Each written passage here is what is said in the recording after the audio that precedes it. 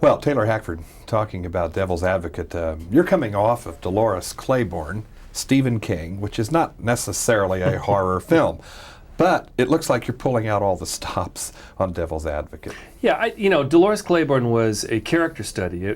Stephen King wrote it, but it has nothing to do with horror movie. It's a mother-daughter piece, a very, very interesting psychological drama.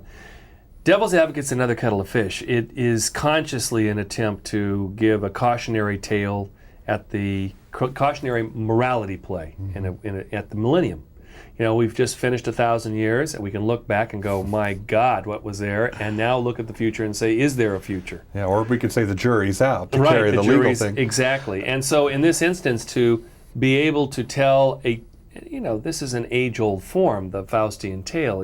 It's been done many, many times. How do we give it a contemporary twist? How can we give it something that actually makes it different? One, I think that Al Pacino is a different devil than you've seen before. He is, I think, the devil for our times. Although, like Walter Houston, in All That Money Can Buy, he has a certain amiable charm. Oh, I think if the devil's not charming, then he doesn't earn his salt. The difference is, in this instance, he's charming, he's funny, he's very, very smart. But beyond that, he's serious. And I think that that's the thing that I was trying to do here, is allow you to be charmed, be seduced, be all these things, but also realize that he is serious about what he says, and that he is, quote, a fan of man, because if he succeeded beyond his wildest dreams, if he lets man go about his business, he's going to win. Look at the 20th century. Exactly. Now, you've also said that lawyers have taken over society lock, stock, and barrel. Well, that's true. Argue with me about this. They control the government. The presidency, the legislative branch, the judiciary, it's all lawyers. And in our society, the enforcement of laws have to do with lawyers.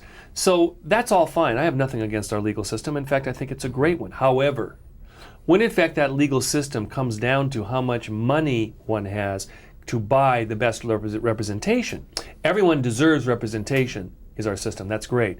But if you don't have any money, you don't get very good representation. Yeah. And if you've got a lot of money, you get brilliant representation. Like John Milton. Right. Any society that has at its core an institution that canonizes those who free the guilty, as to it's worth criticizing. It's worth looking at. It's to me ripe for a righteous satire, which is what I hope this is. And to locate a diabolical impulse behind it all, is Devil's Advocate a film that had to happen? Does it resonate more now than it could have, say, 10 years ago? I think so. I think that one of the things that I was interested in doing, this was a script that was around for 8 years. It was a special effects movie. It was a monster horror movie and so on.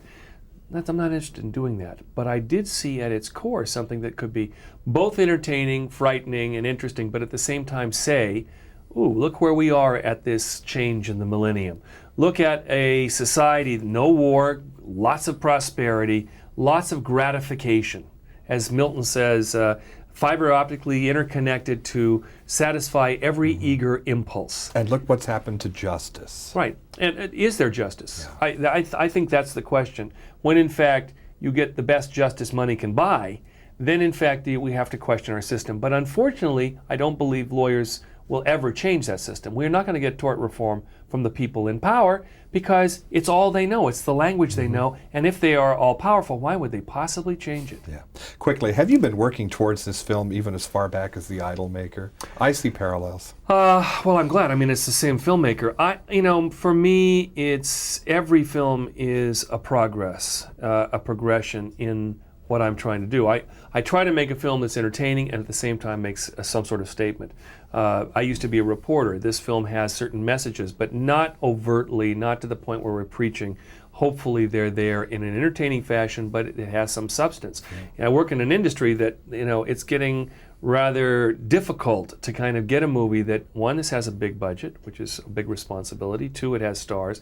But three, is trying to say something. And I keep trying to do that, and at the same time entertain people, and I hope I can continue, but you never know. Thanks for a big, glossy, scary, and thoughtful movie, The Devil's Advocate. Good to meet you. Thank you. Taylor Hackford, director of The Devil's Advocate. We're here in New York City. I'm John Tibbetts for KCTV5. I was getting signals, sorry. Right, no problem, it's great.